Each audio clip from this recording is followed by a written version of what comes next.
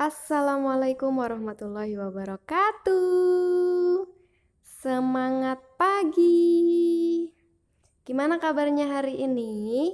Semoga masih dalam keadaan sehat walafiat. Kita masuk lagi, belajar lagi seperti biasa ya. Masih semangat kan? Nah, hari ini kita belajar di tema 4, berbagai pekerjaan, subtema 1, jenis-jenis pekerjaan, pembelajaran 1. Petunjuk sebelum belajar.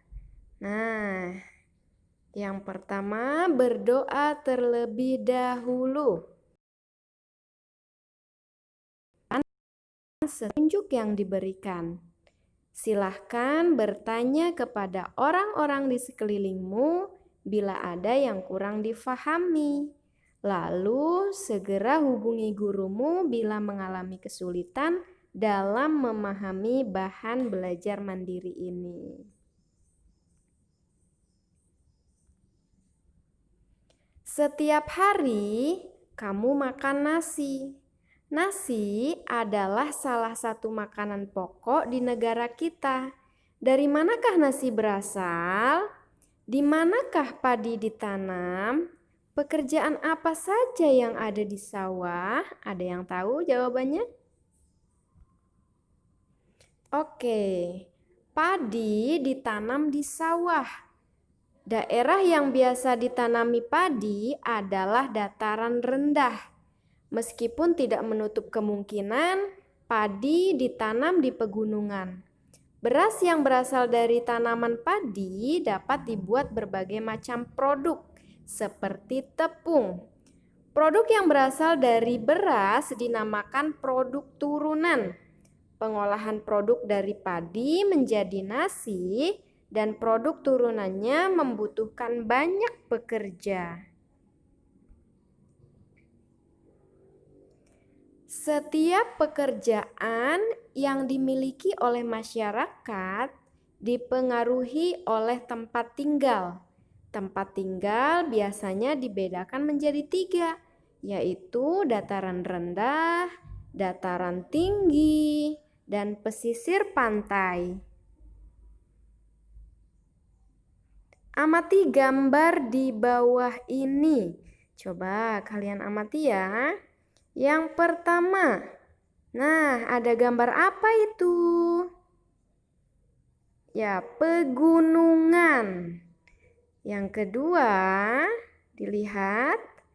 Nah, gambar apa ini?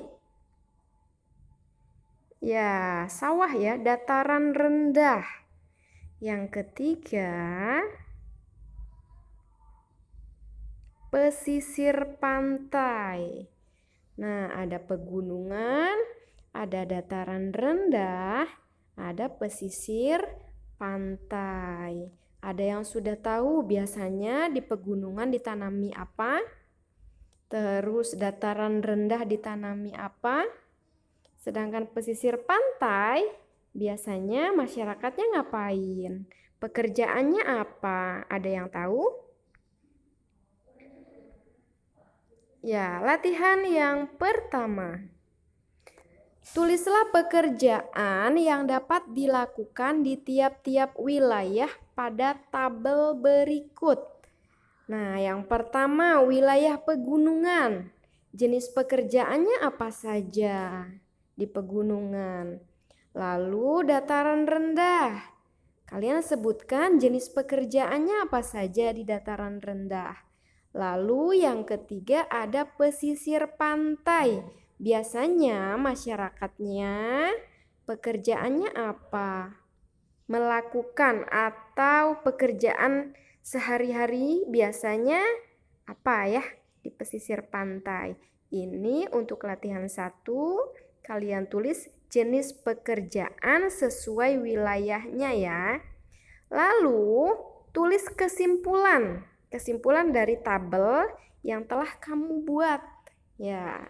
Setelah kalian menyebutkan jenis pekerjaan berdasarkan wilayahnya, lalu tulis kesimpulan dari tabel yang telah kalian buat. Paham ya? Ya, kita baca teks tentang Gogo si padi. Namaku Gogo. Aku adalah padi yang ditanam di sawah. Aku awalnya berupa bibit yang ditanam di sawah. Sebelum ditanam, sawah yang menjadi tempat hidupku harus diolah. Pak petani membajak menggunakan traktor. Dulu, Pak petani mengolah tanah menggunakan cangkul atau bajak kerbau. Setelah benihku ditanam, Pak Tani merawat dengan cara mengaliri dan memberi pupuk. Awalnya aku berwarna hijau. Lama-kelamaan aku berubah warna menjadi kuning. Warna kuning menandakan aku sudah matang dan siap dipanen. Setelah dipanen, aku dibawa ke penggilingan padi agar menjadi beras. Di tempat penggilingan padi, para pekerja memisahkanku dari kulit padi. Aku pun berubah warna menjadi putih bersih. Para pekerja di penggilingan padi bekerja bersama-sama agar aku siap dikemas dan didistribusikan ke warung-warung atau pasar.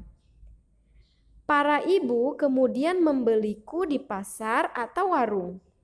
Di rumah, ibu-ibu menanakku agar menjadi nasi. Nasi adalah makanan pokok masyarakat Indonesia. Kalian akan selalu bertemu denganku. Selain menjadi nasi, aku juga bisa diolah menjadi makanan lain. Tetapi harus melalui proses diubah menjadi tepung dahulu. Latihan yang kedua, tulislah proses yang dialami Gogo dari benih padi menjadi nasi dalam diagram berikut.